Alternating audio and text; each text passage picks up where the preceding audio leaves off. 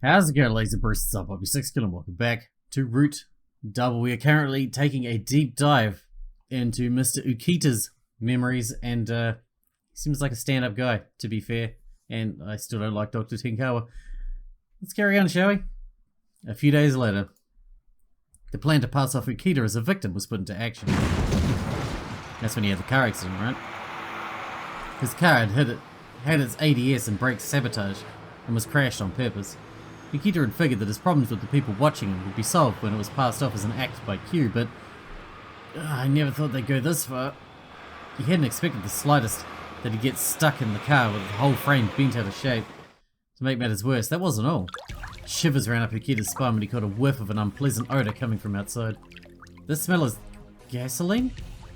Oh no. If he'd burned to death in what was supposed to have been a diversionary tactic, it would be one of the most ridiculous screw-ups in history. But his body was so hurt that he couldn't even twitch the way he wanted. There was no escape. This isn't good. If I don't get out of here, then I'll die for real. At that moment, get away from there, Marshadow. There's gasoline. The voice that echoed in his brain was familiar to him. Ukita was later safely extracted from the car by the rescue team that had rushed to the scene. But Ukita was at a loss for words when he learned that Natsuhiko was the one responsible for that telepathy. Don't tell me that Natsuhiko's BC abilities manifested because of me. Horrified at that thought, Ukita spoke to Natsuhiko. Listen closely, you two. This is important. Strange things might start happening to you. That's why he said that. Huh. Hopefully I'm just being a little paranoid. No, I probably am. It was both a warning for Natsuhiko and an admonition for himself. If his plan failed, then not only would Labo and Rokume City's wrongdoings remain in the darkness, but Natsuhiko would also likely be incarcerated. I must do whatever it takes to make the plan succeed. Ukita swore that. Q's diversionary tactics continued over the next few days. Thanks to that, all surveillance on Ukita had finally dropped. However, his heart ached when he learned that the diversion tactics involved causing severe property damage, such as arsons and the bombing of the PRC. Is this all really necessary for the success of the plan? Though he was conflicted, he knew the die had already been cast.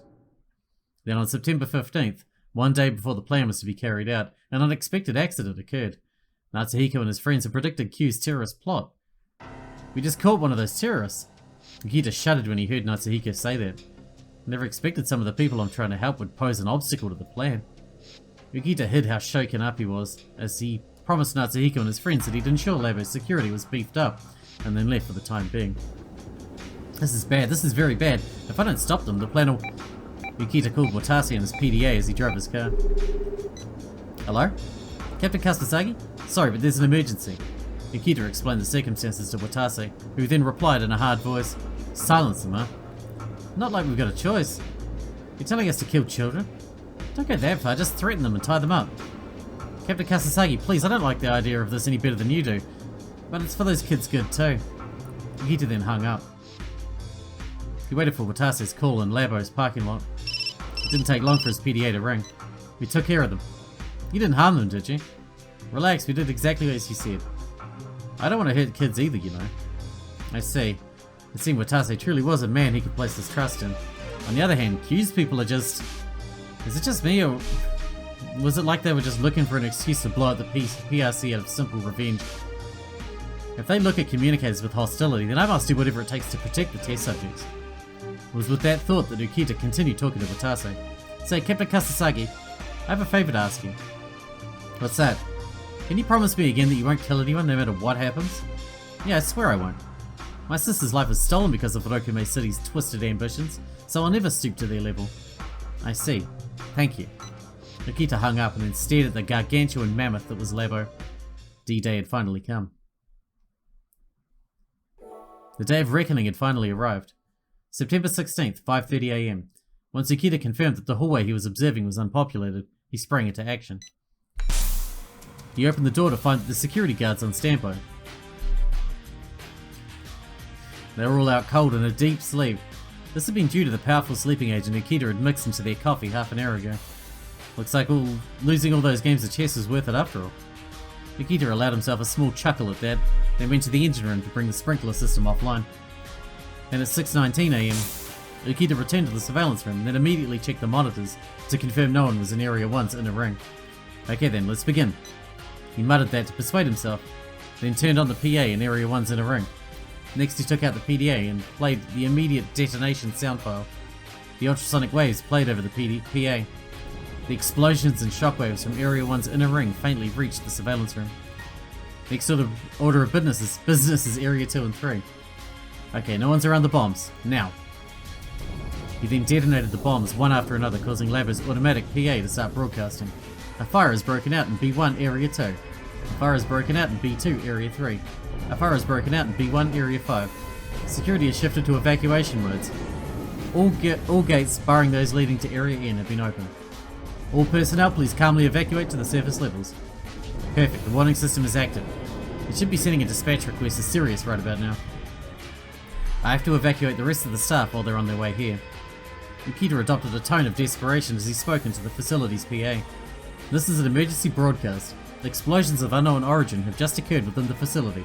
From our current understanding of the situation, explosions occurred simultaneously in 10 different locations inside the facility. Fires have broken out as a result. Researchers Edaguchi and Kasasagi, please come to Area 2 post-haste. I wish to consult the two of you about taking out top secret data. With the pieces of the plan now all in place, he stopped broadcasting for the time being. By then, a great clamour of people desperately running for their lives had already begun, even right outside the surveillance room. Ukita opened the door and looked outside, then called to some nearby staffers. Please help. The security guards in here are unconscious. Take them outside. Okay, but what about you? I'll stay here and lead the evacuation. Don't worry about me and just get out of here. Ukita then ran over to the control room. There were still many researchers in there. Ukita had learned a while back that they were using the WX particle amplifier this morning to conduct some sort of experiment. He shouted at the group of people there still manning their posts. What are you people doing? Hurry up and get out of here. But the amplifier is still on. Brain cell will automatically take care of shutting it off if you leave it alone, right? And even in the event that it fails, you can still turn it off from the remote control room on the surface level. Just hurry up and get out of here. If you die, it'll all be for nothing. Right. And with that shout, the researchers all scrambled out of the room. Good, now's my chance. Now that he'd cleared the room of people, Ukita walked up to Braincell's control panel. He checked the monitor to find the WX particle amplifier was apparently maintaining a steady output of 500 microseconds.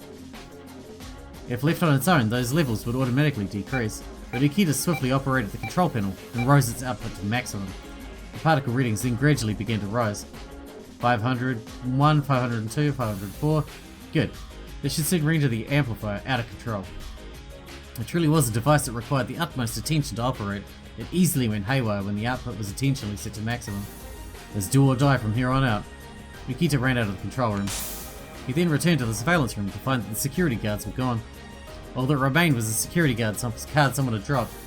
Ukita picked it up as he continued his acts of destruction as he made further broadcasts. The clamour soon grew faint, and eventually he could no longer spot anyone on the monitors. Ukita quickly picked up the receiver of the ringing extension phone. Hello, this is the surveillance room. Oh, so someone's still there? This is the surface floor surveillance room. I hate to cut to the chase, but who are you? According to the roll call, 3 staff members are still in the basement. Edaguchi, Kasasagi, and Ukita. Understood. I'll find those 2 post-haste and have them evacuated. Ukita shouted that and then hung up the phone.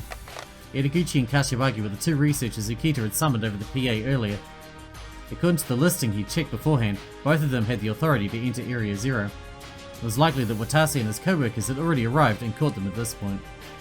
Once Ukita had determined that, he turned back to the PA's mic and spoke.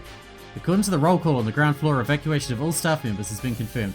In the unlikely event that anyone besides staff members have been left behind, please escape through Area 5 and 6 immediately.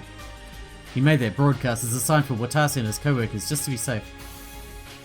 But he wouldn't waste time waiting for them to arrive. He went over to the control room and checked on the current status of the amplifier. The levels in Area N were at 2315. The value was rising at a good pace. Braincell had begun efforts of performing an emergency shutdown on the amplifier, but it was too late. The monitor showed that the shutdown and the dampening of the particles was scheduled to finish at 1816. About 11 hours left to go. Good. Everything's gone perfectly up to this point. And when he went back to the surveillance room, Watase and his co-workers quickly showed up, carrying the unconscious high-ranked researchers with them. We'll head down to Area 0 and rescue the test subject. I'll stay here and keep an eye out to make sure nothing unexpected happens. Watase nodded and then proceeded to run out of the room with Dojima and Hiyama. But then they didn't come back when expected. A case in hadn't been declared yet either. They're taking too long. What's keeping them? I thought I made it clear to them that they'd be in real danger once the particle levels exceeded 4,000. But his thoughts were immediately interrupted by the sudden, nigh-deafening ring of a siren. The K-10 has just been detected. In accordance with this emergency, security has shifted to blockade mode, locking down all gates and bulkheads. Ukita checked the time and surprised to find that Watase and his co-workers were 20 minutes behind schedule. Did they make it in time? Ukita detonated the rest of the bombs while thinking that he'd check Watase and his co-workers afterwards to see if they were okay. Some of the bombs failed to detonate, but he'd expected a few duds. And right as Ukita had administered the AD he'd prepared beforehand, Watase and his co-workers returned. You're late. Did something happen to you three? No, we're okay for now, but... Really? Watase replied to Ukita's concerned question with distaste. I said we're okay, didn't I? More importantly, we're in big trouble. There was only one test subject in Area 0. What? Watase then proceeded to explain the situation.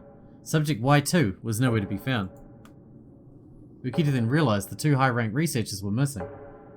He asked about their fates and was met with an unbelievable answer. The rescue workers killed them in Area 0? Ukita started flaring up at Watase before he even knew what he was doing. Captain Kasasagi, this isn't what you promised. You told me there'd be no casualties, remember? Hold on, calm down, Mr. Ukita. You said you wouldn't hurt anyone, right? Was that a lie? If you're saying it was, then the three of you must... Ukita instinctively tried to grab Watase, but at that moment... he was struck in the back of the head. Why? He could still make out Watase's voice as his consciousness faded. I'm sorry, Mr. Ukita. It's too late for us to turn back. Watase had said us, but it didn't seem like he was including Ukita when he said that. Have I been betrayed? Ukita lost consciousness, as if he was drowning in a sea of his own dismay. He had no idea how long he'd been out for. What happened to me? That's right, Captain Kasasagi knocked me out. When he came to his senses, he realized that the security card around his neck and the one he had in his pocket were both gone. Where did they go? Ukita proceeded to check the surveillance monitors to get a grasp of the current situation. But most of the cameras had been damaged as a result of the explosions, so they weren't very helpful. Damn it, where the hell did they all go? Did they leave me behind? It can't be. Are they planning on making me their scapegoat from the very start? Ukita's heart still harbored the desire to trust in Watase, but the fact that Watase's team had killed 2 men and knocked him unconscious created a powerful sense of ambivalence in him. Forget that, first I just need to do whatever I can for now. He had to erase all evidence that he participated in this attack and the chance he was caught. It was with that thought he began deleting the security footage. But a short while later he discovered some most stunning footage. This is... Ukita frantically paused the video. This is impossible, why were they... Natsuhiko and his friends were right there in the security footage. The image was a bit fuzzy as a result of the explosions, but there was no doubt as to who the three were. Ukita felt his pulse skyrocket in shock. It can't be! Did they go directly to Labo after last night? Meaning they got caught up in our terrorist attack? Ukita had set off the bombs a few hours ago in places where people weren't around, but he'd been so busy he hadn't even checked the monitors thoroughly enough to see who was on them. It was for that reason he hadn't noticed Natsuhiko and his friends. This is bad, this is bad, this is bad. If they weren't able to get out of here, then this is all my fault, no question about it. Just as Ukita thought that, he heard voices from outside. Hey, is someone in there? What? That voice, is that you, Captain Kasasagi? What, you know who I am? How could I not know you? He opened the door to find none other than Watase standing there. But it wasn't just him. Accompanying him were 2 rescue workers and 2 other women Ukita had never seen before. I'm Ina Tsubakiyama. I'm a high school teacher who was called to this facility. I'm Yuri. I'm family to one of the Labo's researchers. Ukita looked at their presence with suspicious eyes. Something's not right here, no matter the circumstances. Only staff members are supposed to be allowed into Labo. Everyone else is forbidden. No, but more importantly, that Yuri girl. Could she be subject Y2? But the one Ukita was most confused about was Watase. He had apparently gotten some form of memory impairment and couldn't even remember Ukita. What in the world is going on? Was it a lie he cooked up on the spot when he came across his other subordinates that weren't supposed to be down here? But even if that's the case, then what happened to Dojima and Hiyama? What about Subject N? Where did they all go? Ukita was confused by the series of unexpected events. But when he saw Subject Y2 in front of him, and remembered that Natsuhiko and his friends could still be trapped down in the basement, Ukita regained his composure. That's right, I must calm down and remember why everything I did today was necessary. He didn't know what was going on. Perhaps Watase and his co-workers had betrayed him. But all of Ukita's actions on that day were for the sake of saving the test subjects and Natsuhiko. So as long as I don't allow my conviction to be shaken, I should be able to get them out of Labo. A fire began blazing in Ukita's heart, much like the one from that rainy day so long ago. And with that, Ukita and the others began to move. Their goal was to find the survivors, AD, and an escape route. Just then, a floral scent drifted from somewhere. Here we go. Drifted in from somewhere. This scent. This is it. Mr. Ukita's memory was distorted after this point. Natsuhiko's consciousness tensed up at that moment. We got a lot of backstory before the actual change happened. Yudi's voice echoed in his head. Hikarin, look for that floral scent in the memories past this part. Yeah. And try to remember what happened after this point. Remember how Mr. Ukita felt. His memory should be repaired to their proper form, depending on your feelings. Once you've done that, you can return back to normal. Natsuhiko fortified his determination and began memory access once again. His search criterion? Floral-scented memories. Here we go. I guess we'll just work our way through them. The memory started when Ukita and the others had discovered the 3 corpses. Dojima was lying dead in the room. To make matters worse, the jackhammer he and the others had prepared for their escape was broken. What in the world happened here in Labo while I was unconscious? Ukita's team left the room and soon spotted Watase's team who had been searching the outer ring, running towards them. The rescue workers then entered the room. At the moment Watase came out, Ukita instinctively grabbed him. Hey, Captain Kasasagi, what in the world happened here? What? 3 people are dead and even the jackhammer's broken. You know something, don't you? Answer me. Just talk already. The broken jackhammer meant that escaping through the pipe as planned was no longer an option. Let's just go max on everyone. Perhaps Watase, Dojima and Hiyama had prepared a different escape route, or perhaps they'd been planning to escape when the lockdown lifted at 6:16 PM. In the first place, is it really just a coincidence the jackhammer broke? Or did someone break it intentionally? Ukita glared at Watase with those thoughts. Watase scowled at Ukita. Huh? The hell if I know? Anyway, why are you freaking out so much, old man? We're feeling down here because we lost one of our squad mates. And yet your response is to choke me? What the hell's your problem? Natsuhiko repaired that false memory. No, how could I know anything? And who else would know? But Subject Y2 stopped Ukita before he could shout that. Don't panic. People died there, right? If something like that happens again... sorry. To think I, of all people, would lose my composure like that. Ukita then started persuading himself. That's right, calm down. Calm down and assess the situation. Their search of Labo then continued, the events of what had transpired in that room remaining a total mystery. Next. Debug B.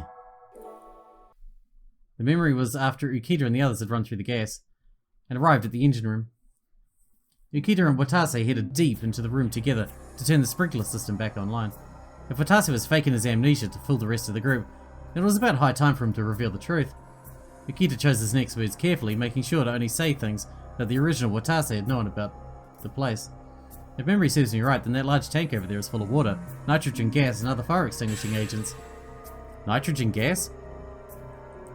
All max again. Max. Max. Save. There was no pretension whatsoever in Watase's reply. Impossible. Could his amnesia actually be for real? He asked Watase to be safe. Are you sure you don't remember anything, such as why you went down to the basement? Or the names of the people you're trying to save? Yeah. Really? What's with the question, old man? Huh? It feels like you're testing me or something. Is there something you want to say? Natsuhiko repaired that false memory. Nothing. Tachibana said my memories would return in time, but it seems it's taken a while. Ukita couldn't find anything suspicious in the way he said that.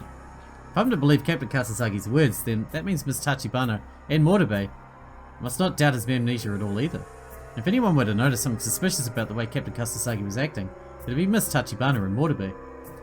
Does that mean Captain Kasasagi really does have... It was at that point that Ukita finally decided to believe Watase had amnesia. But how did he get amnesia? Could someone have hit him on the head? If that's how it went, then only one could have possibly done that. One name immediately came to mind. Was Hiyama behind all this? Ukita's heart shuddered when he reached that conclusion. If Hiyama had in fact received different orders from Q, then Ukita couldn't help but pray that Subject N, who had been taken away by Hiyama, was still safe. At any rate, Ukita turned the sprinkler system back online, then resumed the search with the rest of the group. Then when they arrived at B2 of Area 4's outer ring... Listen to me, old man. We found Hiyama's body. What? Is that true? That sudden announcement left Ukita confused.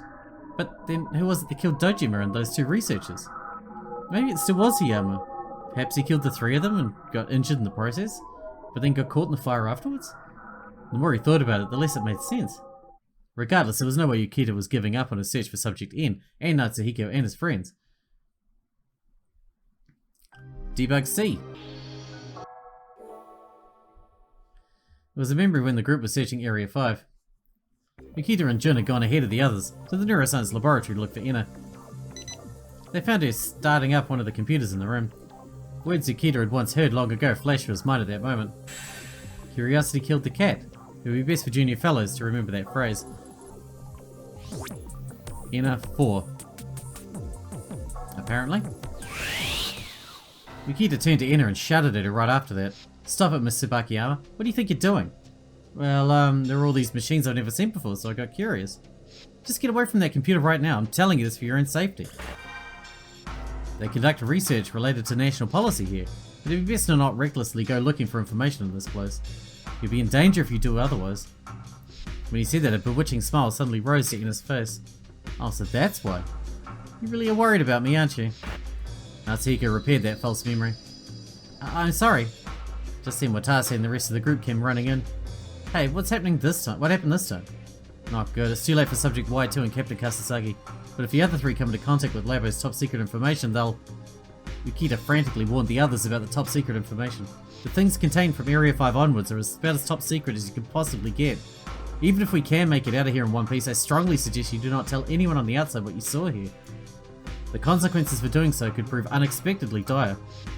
Those words came straight from the bottom of Ukita's heart. And that was the state of Ukita's altered memories. Has this been enough to fix Ukita's memories? If you're unsure, then you can always go back through his memories and try repairing them again. You're right, besides, it doesn't feel like this is the end of it either. Back when he'd erased Watase's Mela, Subject N's spirit had still been in Watase's brain even after he'd repaired all the memories. And it was highly probable that it was still in Ukita's brain as well. I have to erase it to bring Ukita back to normal. Natsuhiko steeled his resolve and then slipped away from that memory. Malice corrupted memories have been purified. New memory has appeared September 16th, 2030, 12:15. Scene title, Terabyte Disk. Alright, here we go. Terabyte Disk. Natsuhiko then arrived. At the memory right before Ukita had been infected with Subject N's malice. Be careful, Hikaden. N's just up ahead. Yeah, I got it. I'll be careful this time to make sure she doesn't corrode me like she did back when I encountered her in Watase's memory. Natsuhiko pulled himself together and looked into Ukita's memories. This one began where Ukita saw Subject N's dead body. I knew it. This is where Mr. Ukita was infected with malice.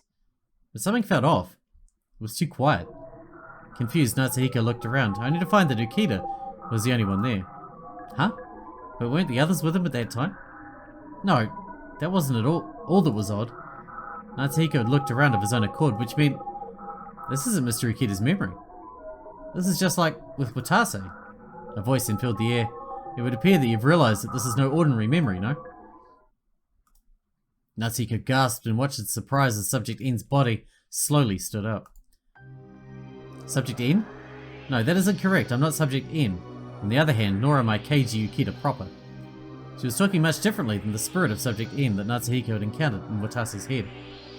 Much like how the spirit's speech and personality had been strongly influenced by Watase, this one had most likely been influenced by Ukita.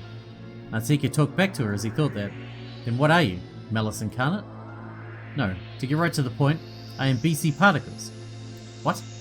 Subject N jeered at Natsuhiko. Are you familiar with the informational field theory? Huh? No, I'm not. Then you're a disgrace to your mother. The informational field theory began as a hypothesis proposed by your mother, Dr. Miyoko Tenkawa, 16 years ago.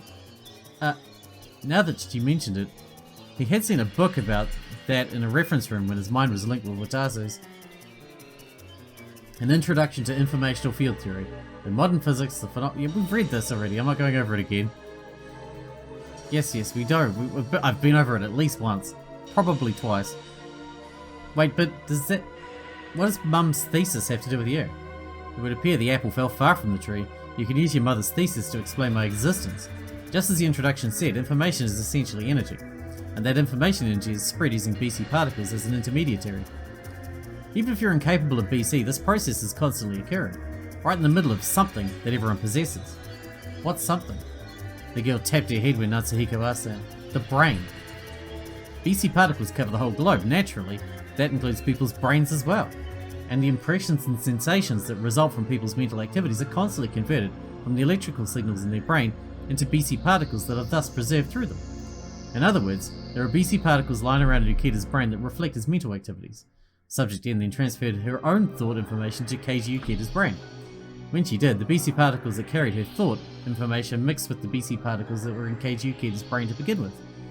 Those two groups of BC particles interacted, becoming a new distinct group of BC particles that stayed in his brain. I am those particles. So basically you're born from the blending of Mr. Ukita and Subject N's spirits. Spirits. Ha! I never imagined Dr. Tenkawa's very son would believe in something so occult. Well, if that's how you want to interpret it, then go ahead.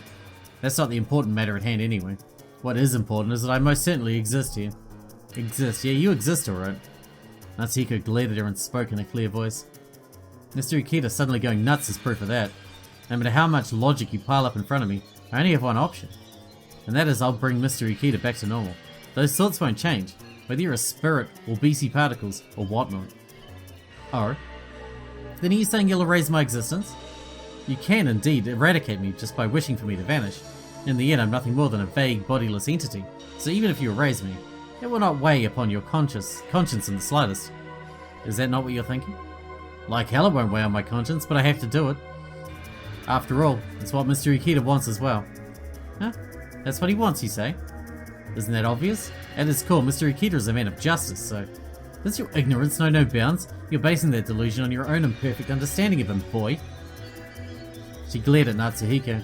Just what is it you know of the man known as Keiji Ukita? You've only obtained incomplete information regarding him, the surface of his memories and his motive for committing this act of terrorism. That's all. Yet you claim to know what it is he desires? How presumptuous can you be? Do you understand now? In the end, even sense sympathy is nothing more than incomplete communication. Humans can never reach a mutual understanding no matter how much they talk, touch, or use BC on each other. They just try to understand each other by looking at fragments of information about each other. But by being in Ukita's brain, I have become one with him and seen his entire life from birth to this very moment. I am the one who can claim to understand him. The only way to truly understand another is to become one with them. That's why I gave Ukita just what he wanted. What he wanted? Take this for example. The scene in front of them changed the moment Subject N said that. It was a memory of when Ukita had pointed a gun at Watase. Go ahead and laugh. I know it's fragile justice, but it's my choice. If killing you means I'll put an end to all this, then I'll do what I must. If I don't, Captain Kasasagi will kill both Subject Y2 and Natsuhiko. I'll protect everyone, then my life will finally have meaning. Even if it means staining my hands in sin for the first and last time of my life. Well, is that or is that not his very own desire? You say that Ukita changed because I'm in his brain? Preposterous. I just gave him a little nudge is all. Both Ukita and I wish to punish the wicked and protect the weak. That is why we feel Captain Kasasagi must be punished. You've done nothing more than make a fuss just because of the way Ukita was acting earlier was a little different from the Ukita you know. Now then, let me ask you again, does Ukita himself truly desire my erasure? Natsuhiko couldn't help but fall silent. He was just as formidable enemy as the Subject N in Watase's head, but in a totally different way.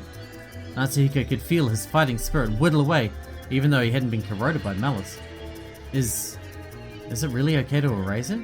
Aren't I just butting my nose into Mr. Ukita's business where it isn't needed? No, he's in serial killer mode. You've got to stop that. Jesus. As he started to think that, he heard Yuri's voice. Ukita, no, you mustn't let her logic get the better of you. Even if Mr. Ukita's desire is to judge the wicked, he would still never punish Captain Kasasagi, because that's something the real Mr. Ukita never even considered. He ceased to be himself the moment his spirit blended with N's. So you have to bring Mr. Ukita back to his true self. Natsuhiko felt his nigh, depleting fighting spirit revive at Yuri's words. Composure began returning to his confused mind. It was then that he noticed the contradictions in Subject N's reasoning. You almost had me, Subject N. Whatever do you mean? Mr. Ukita's true desire wasn't just to punish the wicked, it was also to never kill anyone. There was no way you could have overlooked that, could you? Subject N suddenly laughed at that comment. Splendid insight. It would appear that you are not as stupid as I assumed. Of course not. Maybe I can't understand Mr. Ukita in the slightest, but in spite of that I looked through his memories the whole time with the intention to understand him. Though either way, it's still an incomplete understanding. A look of resignation rose to her face. She then sighed and looked at Natsuhiko. But it is truly a shame. Just a bit more and I would have corroded into you. Huh?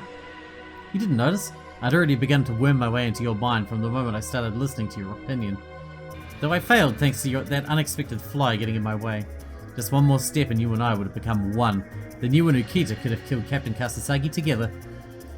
Those words sent shivers down Natsuhiko's spine. You really are malice incarnate.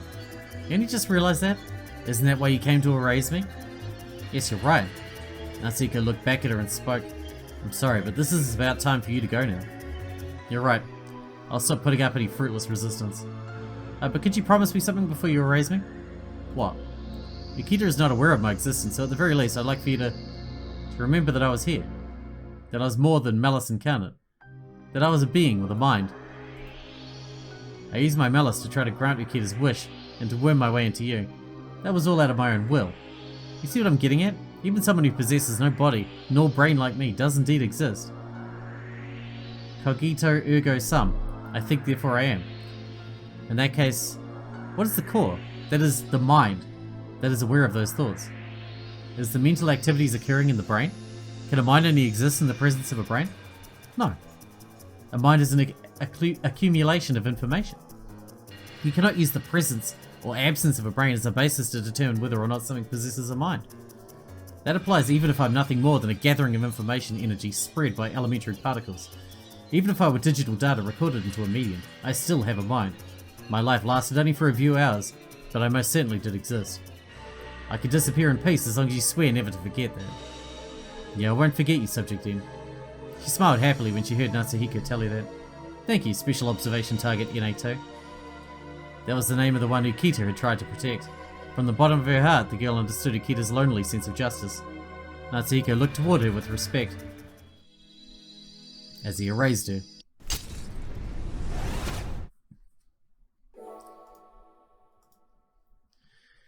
And with that, we need to wrap this episode up here because we're out of time, but it looks like we have fixed another one. Ukita is saved, and now we're just going to move on to... We got Jun and... fuck, I forgot the other lady's name. And, yeah, we got people to save still. And it looks like it's going to take a while, but we're getting there. Hope you guys enjoyed. Thanks for watching. Thanks for hanging out with me, and I'll see you in the next one.